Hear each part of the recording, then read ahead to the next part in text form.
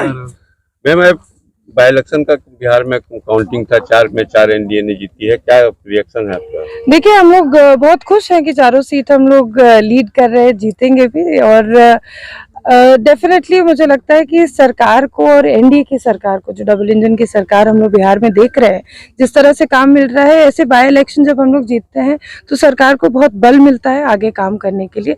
और ये एक तरीके से एक जो लोगों की आस्था है इस पार्टी के ऊपर, विचारों के ऊपर, कि सरकार अच्छा काम कर रही है, वो हम लोगों के लिए भी एक मनोबल ऊंचा करने का काम करती है कि जनता को आज भी हम पर भरोसा है और हम सही नीतियों के साथ आगे बढ़ रहे हैं। लेकिन प्रशांत किशोर जितना दावा कर रहे थे उतना रिजल्ट आया नहीं, जनता ने उनको नकार दिया है। देखिए, डेफिनेटली उनका जो अनुभव था, उन्होंने बहुत सारी पॉलिटिकल पार्टीज के साथ काम किया है, लेकिन अपनी खुद की पार्टी जिस सोच के साथ वो खड़ा करना चाह रहे थे, मुझे लगता है कम्प्लीटली फेलियर है। कभी भी पॉलिटिक्स में अगर आप किसी कार्यकर्ता को पैसा देके खड़ा करने का प्रयास करते हैं तो वो सही तरीका नहीं है राजनीति करने का। राजनीति जब भी होती है तो पैशन के साथ होती है, एक विचारधारा के साथ होती है, एक सोच के साथ होती है।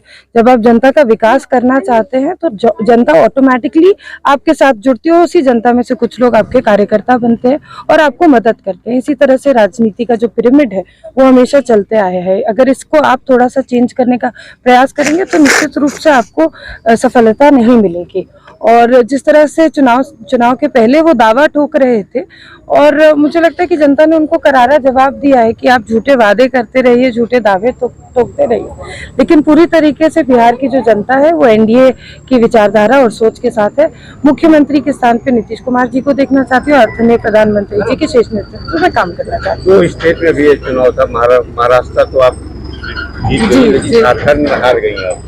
देखिए, अभी तक रिजल्ट्स आए नहीं हैं और जब रिजल्ट्स फाइनल हो जाएंगे तभी इस पे कमेंट करना उचित रहेगा। निश्चित रूप से महाराष्ट्र में बहुत अच्छा रिजल्ट हम लोग को सुबह से देखने के लिए मिल रहा है और मैं वहां पर लगे हुए सभी पदाधिकारीगण को ढेर सारी शुभकामनाएं देती हूँ। पदाधिकारी मैं इसलिए बोलती हूँ क्योंकि राजनीतिक दलों के भी पदाधिकारी रहते हैं, सब प्रभारी बन के जाते हैं और अलग अलग पद पर काम करते हैं, और वहाँ के जितने भी लोकल नेता है उन लोगों का बहुत बड़ा हाथ रहा है इतनी इम्पोर्टेंट चुनाव को जीतने के लिए।